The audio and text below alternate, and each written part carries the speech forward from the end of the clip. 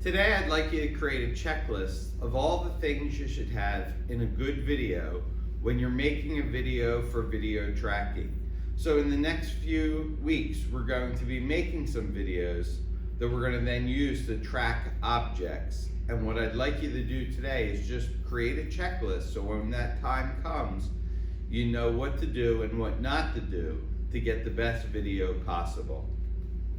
Okay, so checklist for a good video. Okay, the first thing to make sure is that the object that you're tracking is moving in a direction where it's not moving toward or away from the camera, but instead is moving perpendicular to the straight line from your camera. So for instance, if I move like this, that would make a good video from the perspective of my camera.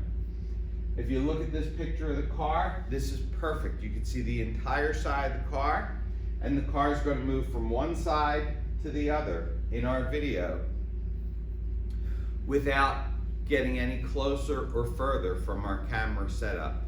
What you don't want to do is film it in such a way that the object is moving toward the camera or away from the camera in any way. You want it to be perfectly perpendicular to the direction of the camera. All right? Second thing is, you need to make sure that your camera is stationary.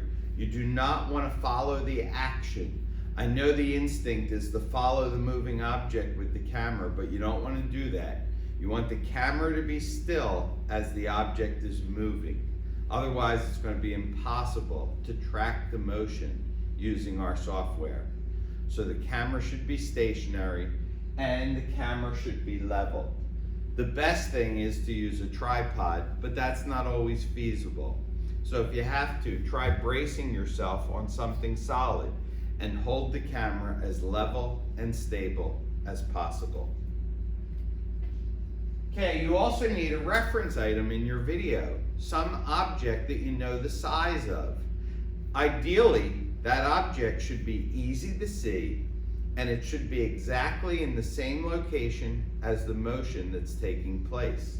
So you can see I put a meter stick that is bright orange and white and easy to see against the black background.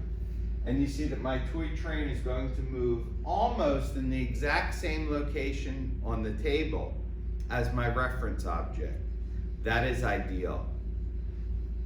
This is not ideal. This would not give us good results because I have my object much farther away from the camera than the reference object. I hope you can tell from the shape of the table that the distances in the back part of the table that are farther from the camera are going to take up less pixels on your video than the distances on the front of the table that is much closer to the camera. So ideally, you want your reference object easy to see. You must know the size of it. It doesn't have to be a meter stick. As long as you know the correct size of your object, you're fine. And you want to make sure that that object is in approximately the same location as the moving object.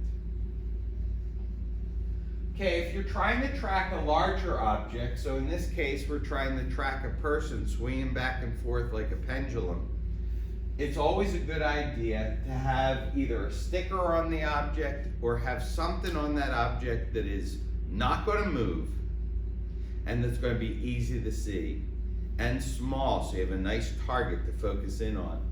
So in this case, I had the student hold a tennis ball up and make sure that that tennis ball did not move relative to the rope as they swung back and forth.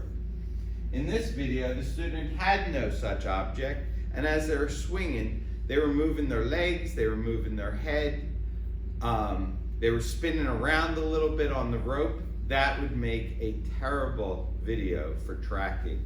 So for larger objects, try to have some sort of immovable, small sticker or other object attached to you so that you can track the tennis ball instead of trying to track your hands or feet or head. It's always a good idea to trim your video so that the very first frame of the motion is the first frame of the video. So this is a bad video where I started filming before I even had the object set up. There is no need to have all of this, and in fact it's going to make the analysis of the video much harder. Okay, it would be a much better idea if you trimmed your video so that the very first frame is when the object is just about to start moving. Don't wait until the object's actually moving to start filming, but try and get it so that the very first frame of your video is the frame right before the object is going to start its motion. Finally, it's always a good idea to set up your video in such a way that the object starts on one side and ends on the other and passes through the middle of your field of view. Okay, you would not want to start your object here and only have it travel through half of that distance. Okay, so try to plan it out so it starts on one side and ends on the other. And those are some tips to keep in mind for when we're creating videos for video tracking in the very near future.